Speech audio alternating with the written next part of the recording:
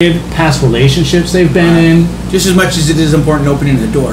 They think, Well, but if you were abused as a kid, you're going to be really cautious when it comes to sex. You're going to be, most likely, you're going to be waiting for many dates to go by before you even approach that subject.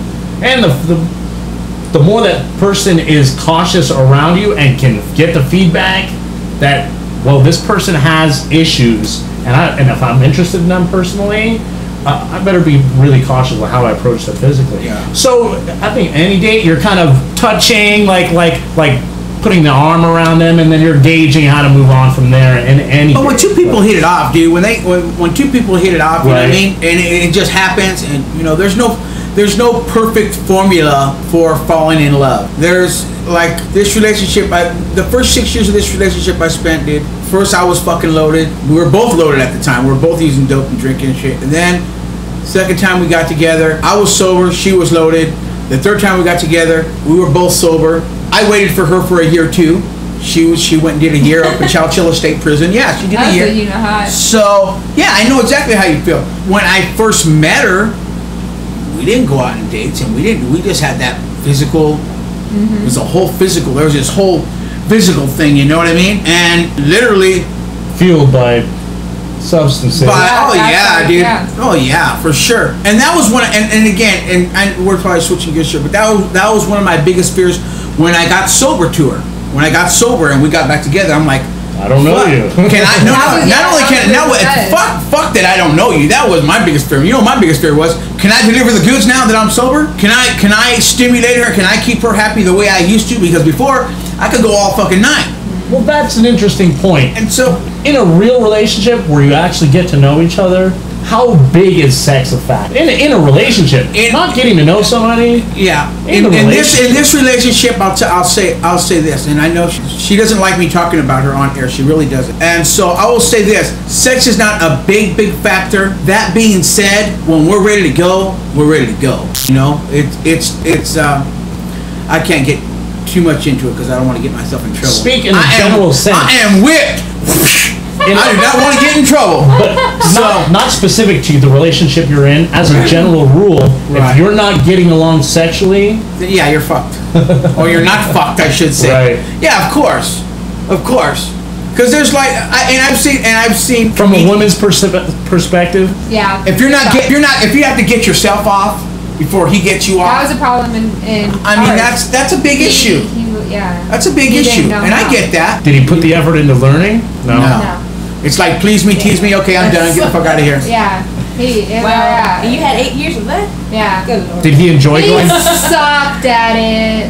I give him like the. No, you know what? Seriously. I give you credit because throughout this whole interview, and you may do it now. I'm not saying you should, but you've had enough respect to keep his name out of it. And so that I give you credit for, because I told you his name. No, you told me his name, but you haven't said it on the air. I don't think you have anywhere. It doesn't matter, really. No. I'm just saying, but from her point of view, I mean, if she really wanted to put him on blast, she could do that. You know what I mean? But to just, I think she deserves more credit by being open and honest. Well, yeah, talking about it. Yeah, sure. But we could argue about that. I'm not arguing. I'm adding to your point. Okay.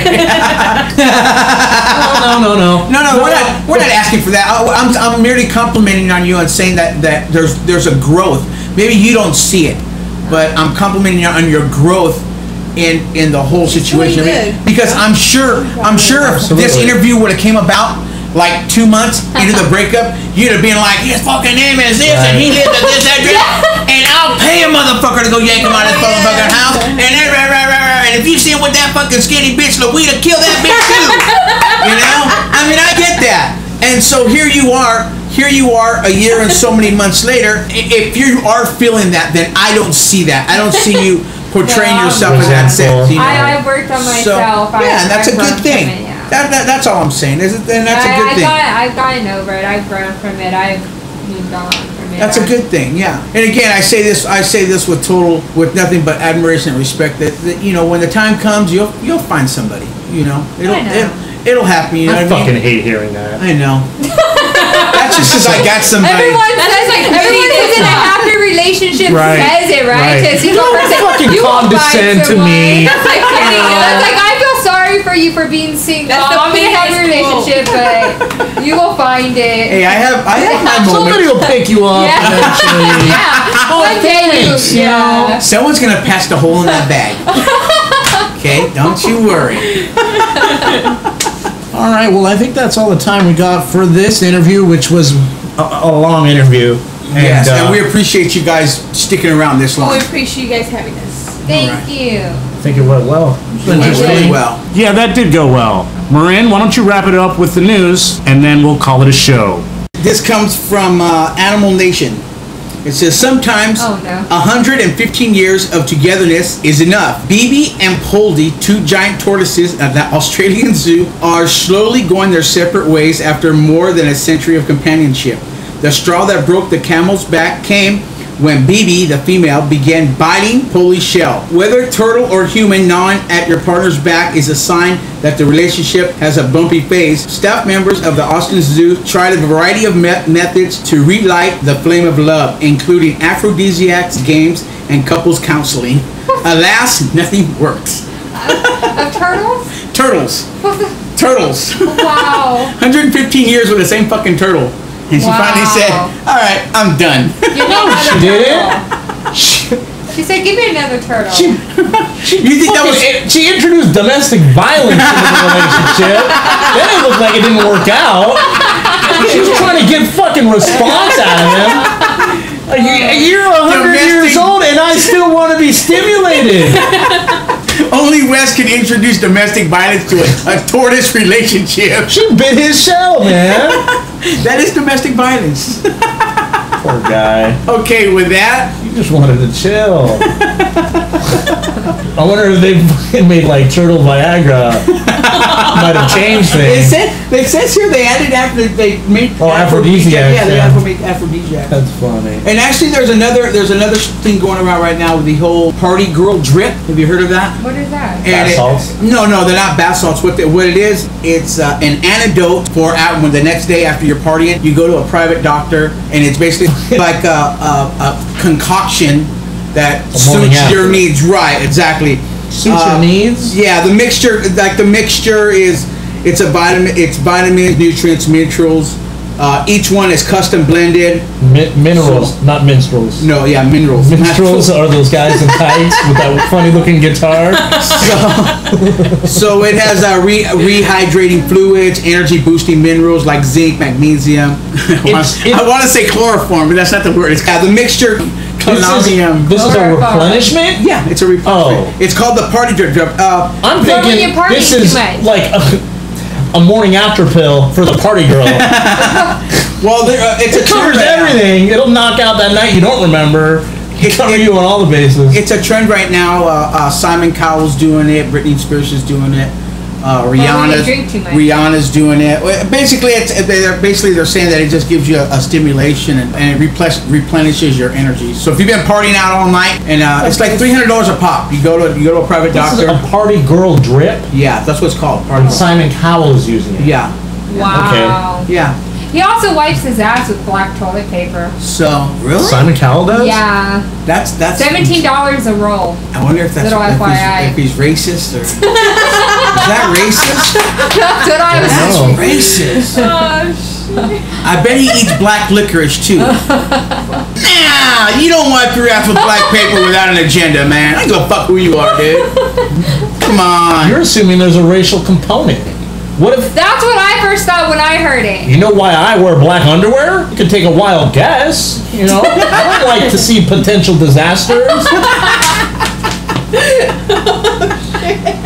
But on toilet paper, come on. I can understand the extra fluffiness If he or checks, the tenderness. do you think he But checks? not black fucking. Do all paper. guys check? Do you check? Black toilet paper? No, your toilet paper. Do you check? Or you just wipe and dump?